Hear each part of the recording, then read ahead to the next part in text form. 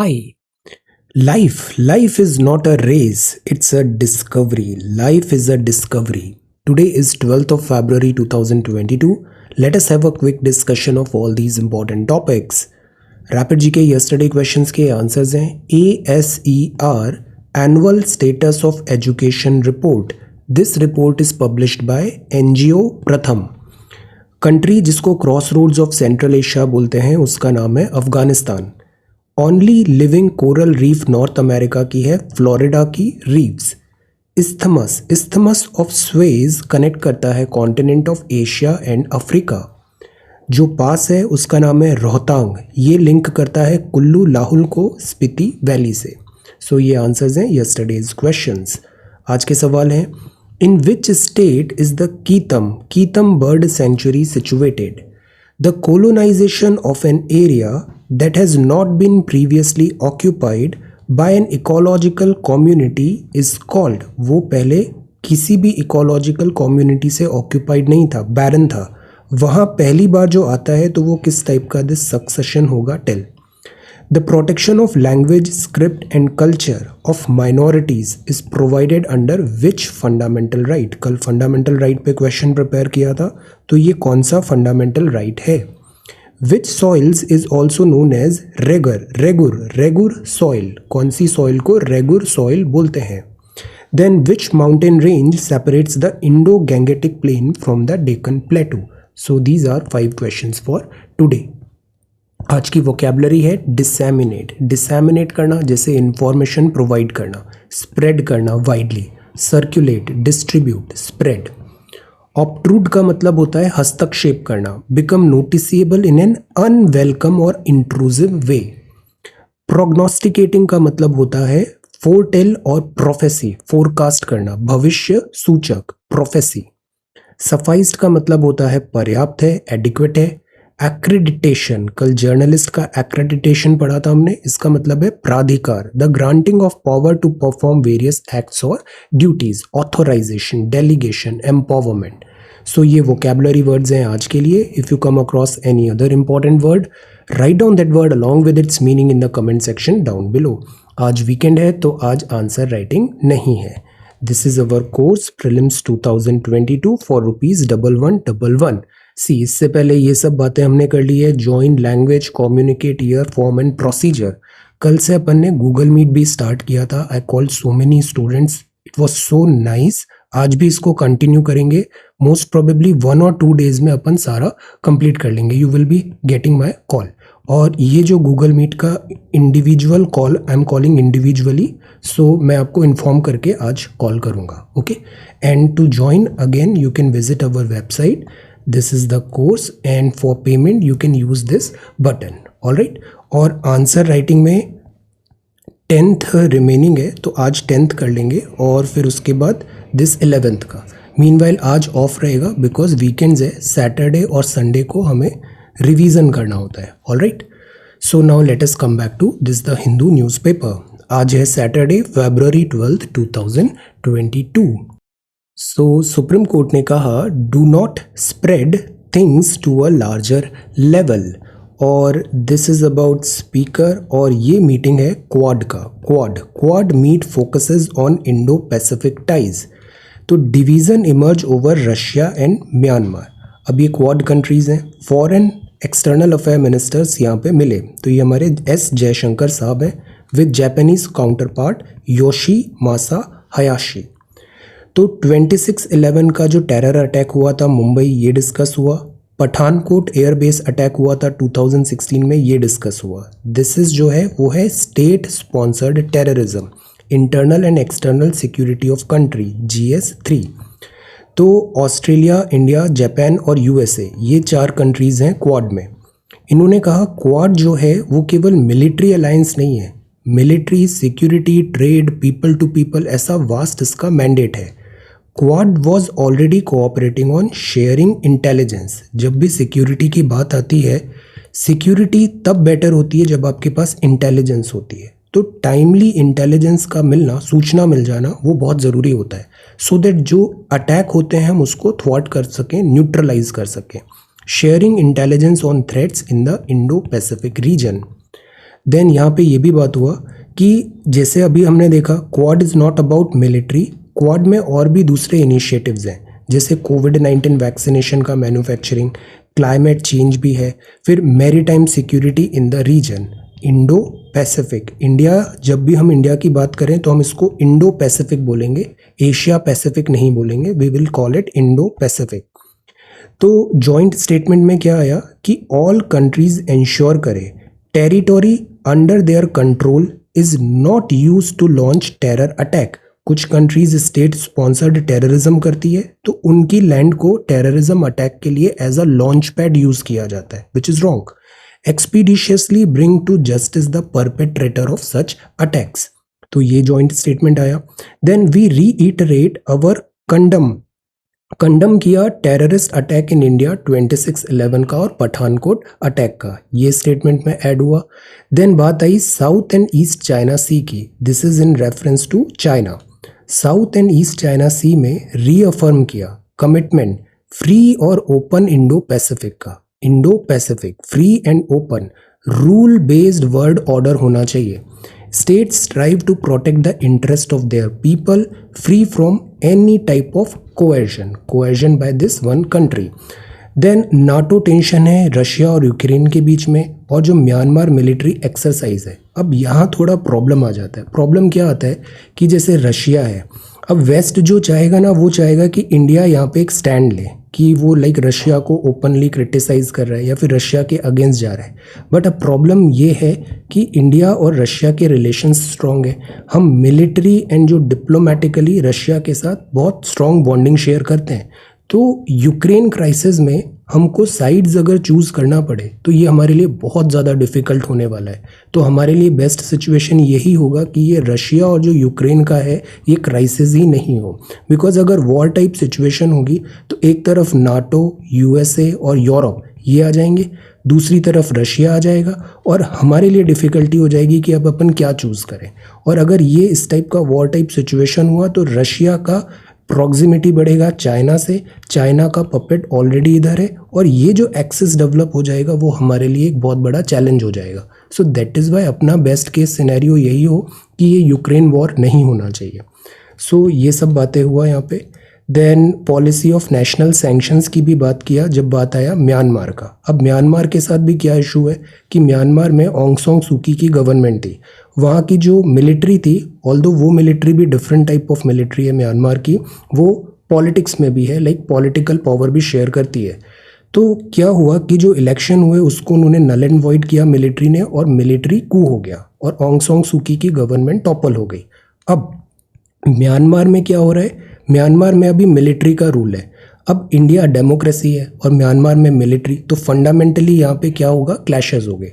तो इंडिया ने ओपनली कहा तो था कि म्यांमार में हम पीसफुल डेमोक्रेटिक गवर्नमेंट चाहते हैं, बट प्रैक्टिकल कंपल्शंस ये हैं कि हमारे नॉर्थ ईस्ट स्टेट्स में, जैसे ये बॉर्डर जो शेयर कर रहा है, यहाँ लॉ एंड ऑर्डर सिक्योरिटी के लिए म्यांमार का कोऑपरेशन रिक्वायर्ड है। सो that is Y for practical reasons हम म्यांमार के लिए भी ओपनली दिस नहीं जा रहे हैं कि वहाँ पे सैंक्शंस लगा दिया जाए। दैट इज़ वाई जयशंकर साहब ने कहा we are concern we don't follow a policy of national sanctions. National sanctions से कुछ रिजल्ट्स नहीं होता है। तो ये थोड़ा एक डिफ़िकल्ट दो मुद्दों पे हुआ, एक तो रशिया का, दूसरा म्यांमार का। बाकी जो पॉइंट्स थे वो कॉमन थे क्वाड मीट में, Indo Pacific. Okay, then this is IIP growth slow to 0.4% in December. तो दिस इज IIP, जैसे ये आज का न्यूज़पेपर है ना, आज जैसे हम ये आर्टिकल्स देख रहे हैं, क्वाड है, IIP है, देन आज से कोई एक टॉपिक आई विल पिक और उसको न्यूज़पेपर के साथ ही डिटेल में I will try to explain. जैसे आज हम IIP को समझेंगे।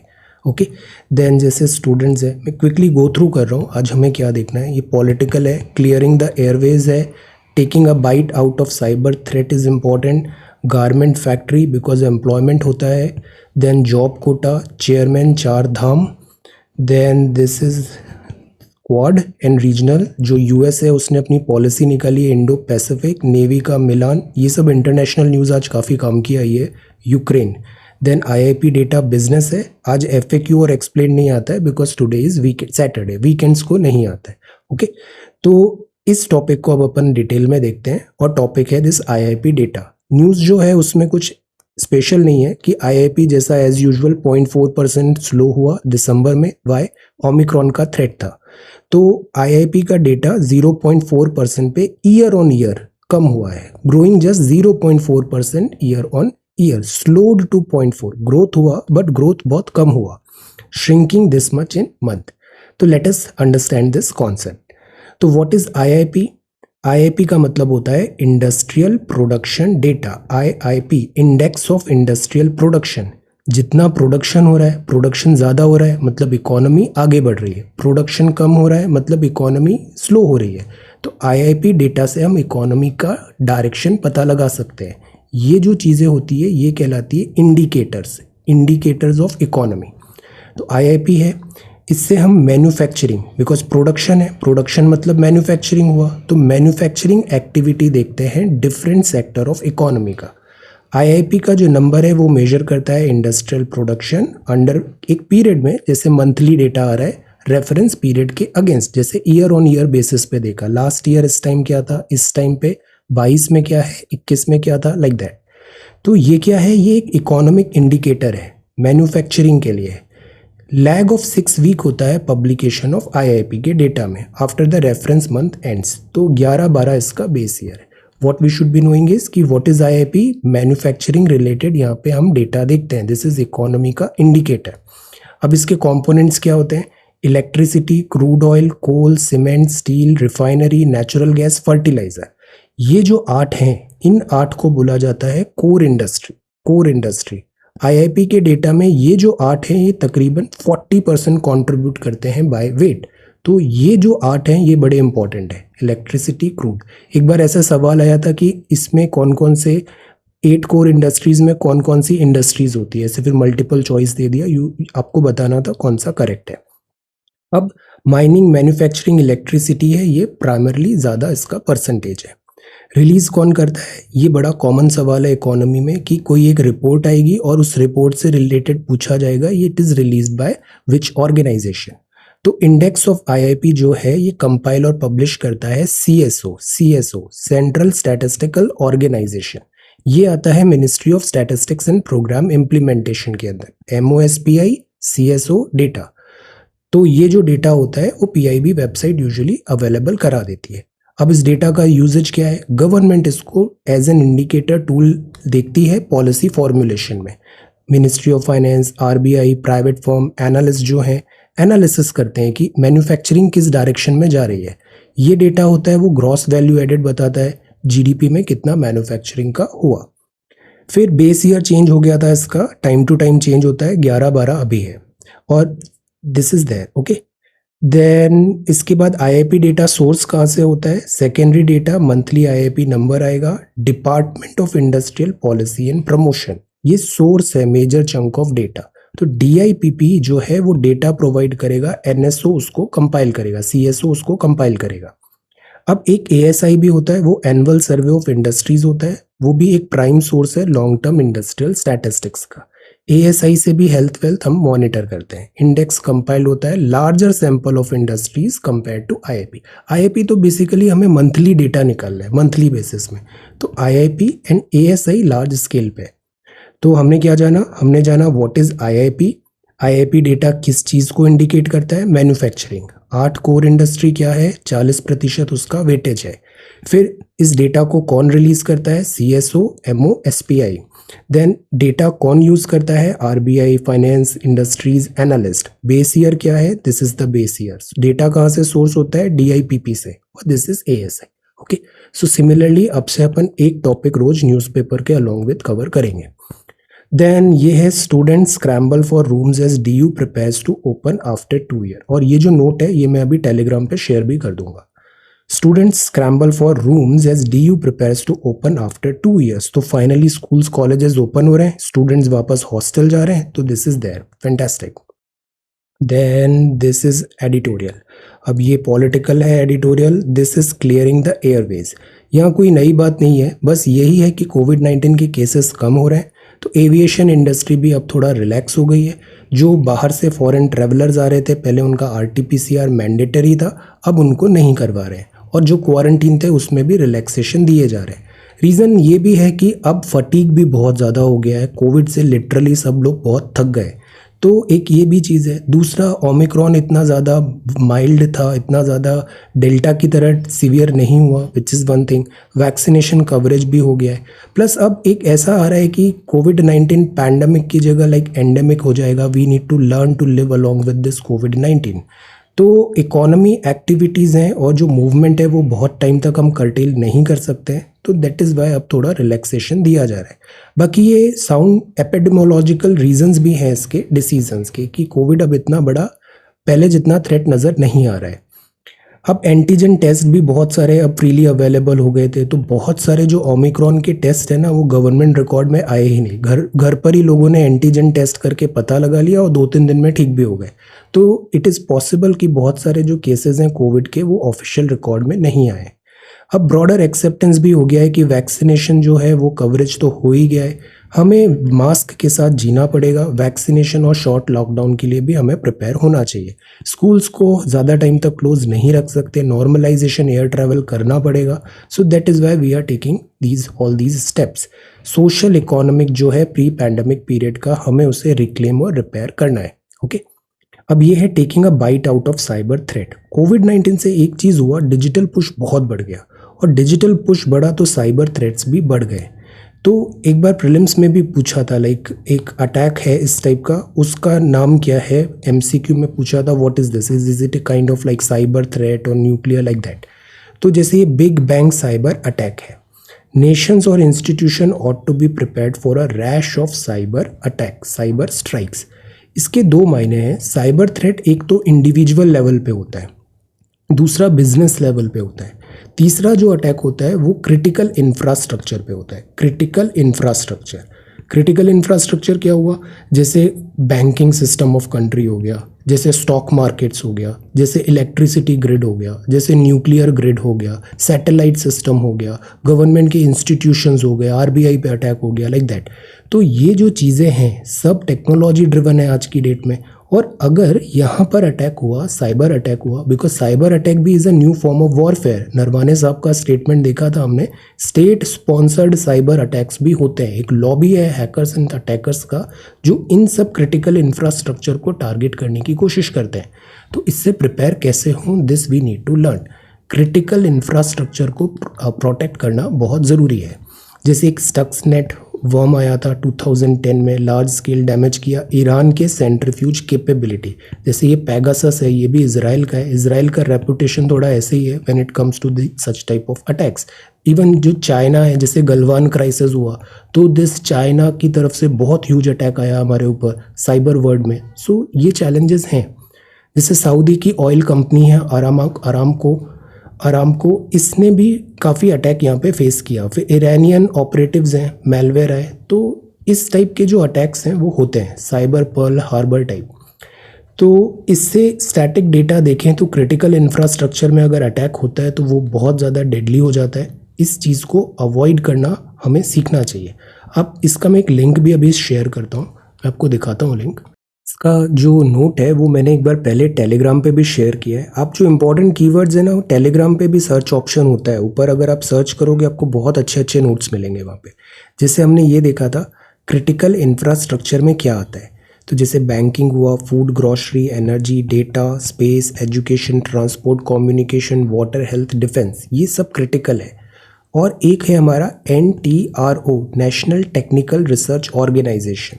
फिर एक है NCIIPC, what is this, national critical information infrastructure protection centre. NTRO का ये एक डेडिकेटेड यूनिट है। इसकी ये वेबसाइट है NCIPC, इसको एक बार विजिट करना, बड़ा अच्छा कंटेंट है यहाँ पे। तो national critical information infrastructure protection centre क्या है, सेक्शन 70A में IT एक्ट 2000 के अंदर बना है ये। इसका काम क्या है, इन सब इंफ्रास्ट्रक्चर को प्रोटेक्ट करना, ये क्रिटिकल इंफ्रास्ट्रक्चर को। मिशन इज दिस, इसकी ये फंक्शंस एंड ड्यूटीज़ है। एक बार टेलीग्राम पे क्रिटिकल इंफ्रास्ट्रक्चर सर्च करना, you will get this PDF। Okay, cyber security में भी इसमें हमने बहुत अच्छे से नोट प्रिपेयर किया था। Cyber security, space, IT, attack क्या होता है, मोटिव क्या होता है। एक तो स्टेट लेवल वॉरफेयर होता ही है, वॉरफेयर जो स्टेट लेवल पे हो रहा है, क्योंकि अभी जो वॉरफेयर है वो चेंज हो रहा है, पहले वाली लड़ाई नहीं होती, अभी इंफॉर्मेशन वॉरफेयर होता है, डेटा वॉरफेयर होता है।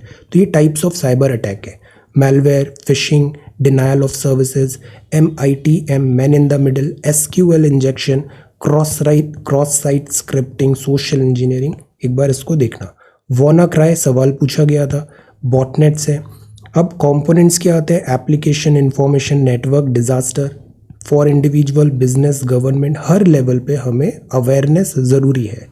इंटरनेशनल मैकेनिज्म भी है यहाँ पे, रूल्स और लॉज है वो काफ़ी स्ट्रिक्ट है साइबर रिलेटेड। साइबर दोस्त करके एक कैंपेन भी चल रहा है अभी ट्विटर पे। तो ये साइबर पॉलिसी है। हमारी कोशिश ये होती है कि इन सब अटैक्स को हम थ्वाट करें, बट अगर ऐसे अटैक्स होते हैं तो साइबर जो लॉज है ना, अभी पिछले कुछ टाइम पे बड़े स्ट्रिक्ट भी हो गए, तो laws are there for your help. So ये है सेक्टर्स जैसे वल्नरेबल। अब इसमें वही कंटिन्यू सारा आर्टिकल्स में बताया है कि डिफरेंट कौन से सेक्टर्स हैं जो इम्पैक्ट हो जाते हैं because of this cyber attack. इस पीडीएफ को देखना वो ज़्यादा बेटर है, इससे क्लैरिटी होना ज़रूरी है और ये सारी चीज़ें हम करें बिकॉज एक इंडस्ट्री भी बन गई है इन सब चीज़ों का। एक तो अटैक वाला इंडस्ट्री, फिर उस अटैक को डिफेंड करने के लिए डिफेंस वाला इंडस्ट्री। सो एक डेडिकेटेड ये पूरा मार्केट बन गया है डिजिटल का। डिफेंस और बैकअप इन सब जगह अब हमें वर्कआउट करने की ज़रूरत है बिकॉज एवरीथिंग इज़ लाइक अपना ऑनलाइन डिजिटल हो रहा है, पेमेंट सिस्टम हमारा सारे ऑनलाइन है, आरबीआई अब डिजिटल मनी लेके आ रहा है। तो we need to be aware and we need to prepare for such type of threats. Then the garment firms hanging by a thread. Garment firms क्यों इतनी इंपॉर्टेंट होती है, बिकॉज गारमेंट इंडस्ट्री में अगर आप पैसे इन्वेस्ट कर रहे हो तो जॉब बहुत ज़्यादा बनता है, मास स्केल में जॉब एम्प्लॉयमेंट जनरेट होता है गारमेंट इंडस्ट्री से। सो that is Y garment industry हम हमेशा एनकरेज करते हैं। टेक्सटाइल तो दिल्ली स्मॉल बिजनेस है, डेली वेजर्स हैं, इन पे भी इम्प्लीकेशन हुआ, इम्पैक्ट हुआ पैंडमिक का, कोविड-19, और इनके एक्सपोर्ट्स वगैरह भी हिट हुए हैं, कंज्यूमर कॉन्फिडेंस कम है, सर्वाइवल का भी बात चल रहा है। इस पूरी चीज़ों को ध्यान में रख के जो गारमेंट और टेक्सटाइल है, इधर special packages very much required.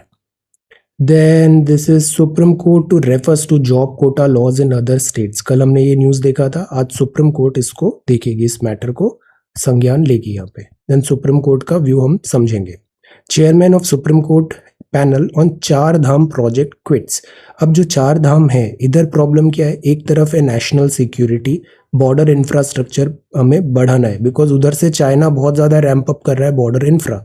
So we need quick deployment of forces, machines, tools etcetera, and for that we need better broader roads. तो चार धाम को अगर हम ब्रॉडन करेंगे तो उससे एनवायरनमेंट का कंसर्न आ जाता है। तो ये catch-22 यहाँ पे भी एक डायलेमा बना हुआ है। Then election, then this will continue to support India's rise in regional leadership. So finally US ने इंडो पैसिफिक स्ट्रैटेजी का अपना डॉक्यूमेंट रिलीज किया है, इंडो पैसिफिक, और उसमें एक्नॉलेज किया है कि India is a big player in this Indo Pacific strategy. तो बाइडेन एडमिनिस्ट्रेशन ने long awaited Indo Pacific strategy Friday को रिलीज किया। चाइना का असर्टिवनेस बताया, पैंडेमिक का थ्रेट बताया, क्लाइमेट चेंज भी यहाँ पे मेंशन हुआ। पॉलिसीज है, प्रीवियस जो पॉलिसी है वो कंटिन्यू रहेगी। सी आईआर में चुनाव के टाइम पे चाहे कुछ भी हो, बट जब बात आती है फॉरेन पॉलिसी की तो मोर और लेस कंट्रीज की फॉरेन पॉलिसी में ऐसा बहुत बड़ा बदलाव नहीं आता है। जो ट्रंप में पॉलिसी चल रही थी, मोर और लेस बाइडेन एडमिनिस्ट्रेशन, जैसे ट्रंप रिपब्लिकन था, बाइडेन डेमोक्रेट है, ये भी कंटिन्यू रहेगा। इंडिया में भी ऐसा है, पॉलिटिकल पार्टीज बदलती है बट जो फॉरेन पॉलिसी है ना वो इतना कुछ चेंज नहीं आता, वो कंटिन्यू सेम डायरेक्शन में रहती है। तो set out in the document have continuity, see continuity with previous administration strategy. तो रिपब्लिकन टू डेमोक्रेट हो गए बट पॉलिसी यूएसए की वही रहेगी।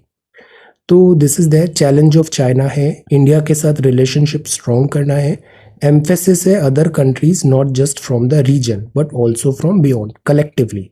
जो यूएसए है ना, इसके फंडामेंटल स्ट्रॉन्ग है व्हेन इट कम्स, कंपेयर करें चाइना अभी फॉर टाइम बीइंग हमें लग रहा है बहुत रैपिड राइज हो रहा है, बट यूएसए है ना, यूएसए स्ट्रॉन्ग ही रहेगा। यूएसए इज स्ट्रॉन्ग, यूएसए इतना इजीली डिथ्रोन नहीं होने वाला है नंबर 1 रैंक से, बिकॉज यूएसए के पास इनहेरेंट बहुत सारे एडवांटेजेस हैं। सबसे बड़ा एडवांटेज तो उसका एरिया है, यूएसए का पूरा पूरा कॉन्टिनेंट ही उसके पास है, प्लस उसकी जो पोजीशन है यूएसए की, इसके पास मिनरल्स है, रिसोर्सेज है, नया कॉन्टिनेंट है तो अनएक्सप्लोर्ड है बहुत सारी चीज़ें, अभी तक पोटेंशियल पूरा इन्होंने अभी अचीव किया नहीं है नेचुरल रिसोर्सेज का। यूएसए के पास बहुत एक्स्ट्रा एडेड एडवांटेज है, प्लस यूएसए की जो माइग्रेंट पॉलिसी है वो इसके फेवर में वर्क करती है। माइग्रेंट क्या होता है, आप वर्ल्ड के बेस्ट ब्रेन्स को अपने पास लेके आ रहे हो, जब इतने अच्छे लोग आपके पास आएंगे तो कंट्री तो ऑब्वियसली राइज ही करेगा ना। दिस इज यूएस का स्ट्रेंथ। प्लस यूएसए के पास डेमोक्रेसी है। डेमोक्रेसी की सबसे अच्छी चीज होती है, ये होती है सेल्फ करेक्टिंग। कुछ गलत भी होता है तो वो खुद करेक्ट कर लेती है, सेल्फ करेक्टिंग। तो यूएसए के पास एडेड एडवांटेज है। ऐसा नहीं होना है कि चाइना लाइक ओवरनाइट। चाइना का रैपिड राइज है बट चाइना के साथ फंडामेंटल प्रॉब्लम्स है। सबसे बड़ी प्रॉब्लम तो चाइना के साथ ट्रस्ट इशू है। दूसरी कंट्रीज चाइना को इतना इजीली ट्रस्ट नहीं करती है। दूसरी प्रॉब्लम, चाइना की पॉपुलेशन जो है वो अब डिक्लाइन, सीवियर डिक्लाइन पे आने वाली है। मैन पावर का शॉर्टेज होगा। तो देखते हैं, let us see. Speak frankly about issues in the region. फिर ये जो एलएसी है, गैल्वेनाइज, जैसे इंडिया के साथ चाइना का जो चैलेंज चल रहा था, बॉर्डर कॉन्फ्लिक्ट भी यूएसए इंडिया के सपोर्ट में है, तो इंडिया का राइज कंटिन्यू करेगा सपोर्ट करना, और रीजनल लीडरशिप भी। तो this is something good. Like minded partner है, ड्राइविंग फोर्स है। तो जो ये कलेक्टिवनेस है ना टीम, वो यूएसए को ज़्यादा बेनिफिट पहुंचाती है। जो this people Republic of China है, एवरीवेयर चाइना इज फाइटिंग, इधर ताइवान, इधर जापान, इधर इंडिया, इधर एवरीवेयर, और हर जगह अगर उसे प्लेयर्स या पार्टनर्स मिल भी रहे हैं तो वो पैसे के दम पे मिल रहे हैं, तो वो लास्ट नहीं करते हैं। तो पीआरसी, कोएजन एंड एग्रेशन जो है वो ये है। फिर ताइवान को बुली कर रहा है, साउथ चाइना सी में कर रहा है, तो this is something not right. Fundamentally China के लिए ये रॉन्ग जाएगा। प्लस जो एनवायरनमेंट कॉस्ट है चाइना को जो हुआ, और कोविड-19 के बाद जो ट्रस्ट इश्यूज आ गए हैं सीवियर, वो भी चाइना के अगेंस्ट है। यूएसए जो है मीनवाइल यहाँ पे सिविल सोसाइटी, फ्री प्रेस और डेमोक्रेटिक इंस्टीट्यूशन को सपोर्ट करेगा। क्वाड, एशिया, नाटो, इन सब को सपोर्ट करेगा। लेबर, एनवायरमेंटल स्टैंडर्ड्स, एनवायरनमेंट और ये जो पॉलिसीज है लिबरल वर्ल्ड का, उसका चैंपियन यूएसए बना रहेगा। So this is regional leadership. अब ये नेवी का मिलान एक्सरसाइज है, 46 कंट्रीज के साथ ये स्टार्ट होगा। Indian navy ship weapon test कर रही है, कहाँ पर? ईस्टर्न नेवल कमांड विशाखापट्टनम में। तो प्रेसिडेंट फ्लीट रिव्यू है फरवरी 25 को विशाखापट्टनम पे, और मल्टीलैटरल एक्सरसाइज भी यहाँ पे होगा। क्वाड कंट्रीज आएगी, रशिया, वेस्ट एशिया, ये सारी चीजें देखते हैं यहाँ पे क्या होता है। एक्सरसाइज मिलान है यहाँ पे फरवरी 25 टू मार्च 4 में है। 46 कंट्रीज इसमें पार्टिसिपेट करेगी, और 25 से 28 तक यहाँ पे होगा। सेवरल थीम्स भी हैं, जैसे anti submarine warfare, liberation including by subject matter experts, defence का। रेयर कैपेबिलिटी यहाँ पे शोकेस होगा, जैसे डीप सबमर्जेंस रेस्क्यू व्हीकल का, अगर सबमरीन डूब गई है तो उसको कैसे बचाया जाए, रेस्क्यू सबमरीन्स इन डिस्ट्रेस। तो this is also one thing. India से करीब 60 शिप होगी, navy, coastal guard, shipping cooperation, ये सब यहाँ पे एक्सरसाइज कंडक्ट करेंगे। नाम क्या है? मिलन, नेवी की Milan exercise. Faith schools to stay out of RTE ambit. Then habeas corpus. Habeas corpus क्या होता है? रिट्स कितने होते हैं, चलिए बताइए, रिट्स क्या होते हैं? Habeas corpus is one such writs. How many writs are there? Supreme court writs issue करती है, आर्टिकल 32 भी है। तो what is this? Habeas corpus. Then schools in Arunachal to allow traditional dress. Autopsy का क्या मतलब होता है? टेल। Then drones. ये ड्रोन्स एक बहुत बड़ा प्रॉब्लम बन गया है, तभी हमने इंपोर्ट ड्रोन्स का फॉर प्राइवेट प्लेयर स्टॉप कर दिया है। 133 drones sighted along border in 2 years। तो ड्रोन्स के थ्रू बहुत सारी इलीगल एक्टिविटीज भी हो रही है। India Australia as closer to final interim deal. Free trade agreement होने की बात चल रही है। Then Biden urges Americans to leave Ukraine. आज मॉर्निंग में भी एक ट्वीट आया है, सिचुएशन उतना अच्छा दिख नहीं रहा है, let's hope for the best. ये वॉर नहीं होना चाहिए, वरना इंडिया के लिए डिफिकल्टी होगी यहाँ पे, crisis period. US to use frozen Afghan assets for relief 9/11 victims. This is macro. Iranian president Vienna nuclear talks. और ये एक न्यूक्लियर टॉक भी हो जाए तो हमारे लिए आसान हो जाएगी चीज़ें। ईरान में सिचुएशन नॉर्मलाइज हो जाएगी, सैंक्शंस लिफ्ट हो जाएंगे, तो अपने को सस्ता ऑयल मिल जाएगा और सेंट्रल एशिया का एक्सेस भी मिल जाएगा by this port Chabahar. Then this is IIP growth slow to 0.4% in December, जो भी अपन ने डेटा देखा। ओमिक्रॉन के कारण फिर से रिकवरी अभी जेपार्डी में हो गई। एक्चुअली क्या हम सोच रहे थे वी शेप हो जाएगा, बट अब फिर से ब्रेक लग गया तो फिर डिप हो गया। लेट अस सी अब क्या डायरेक्शन आता है। Capex stalls. अब इससे क्या होगा, जो इकोनॉमिक सर्वे का बहुत सारा डेटा है ना, इसीलिए मैं बोलता हूँ इकोनॉमी में अभी इतना ज़्यादा अनसर्टेनिटी है ना। Don't go after data, don't go after like कि प्रोजेक्शंस हो रहे हैं ये हो जाएगा, नोबडी नोज। अभी इकोनॉमी में बहुत सेफ चलने का है एग्जाम पॉइंट ऑफ व्यू से। केवल जो बेसिक्स हैं, केवल जो डेफिनेशंस हैं, केवल जो कॉन्सेप्ट्स हैं, केवल इन्हीं पे फोकस करिए। सवाल भी यहाँ से आएगा, स्पेक्यूलेशन नहीं करना है। There is a difference between news and current affairs for examination, learning, education purposes. Okay, हम ज़्यादा इस तरफ डाइवर्ट हो रहे हैं, ये वेस्टेज ऑफ टाइम है। Focus on this. Global stocks slips as US inflation 40 years high पे है। Inflation is a thing. अब you should be knowing about inflation क्या होता है, गैलपिंग इन्फ्लेशन क्या होता है, स्टैगफ्लेशन क्या होता है, इन्फ्लेशन को करेक्ट करने के लिए क्या करना चाहिए, हायर इन्फ्लेशन होता है तो किसको नुकसान होता है, लाइक दैट। ये जो बेसिक्स है ना, अभी इधर फोकस ज़्यादा होना चाहिए। अशोक लेलैंड है, देन इंडिया सीमेंट, चोला फाइनेंशियल। ये स्पोर्ट्स है, bidding Wars, life changing purchases. Then India completes white wash champions. Then this is sports और ये डिफरेंट स्पोर्ट्स है। All right, so this is the newspaper. आज कोई आंसर राइटिंग नहीं है, बस रिवीजन हमें अच्छे से करना है। So thank you so much for watching this video. Take care, study well and be safe.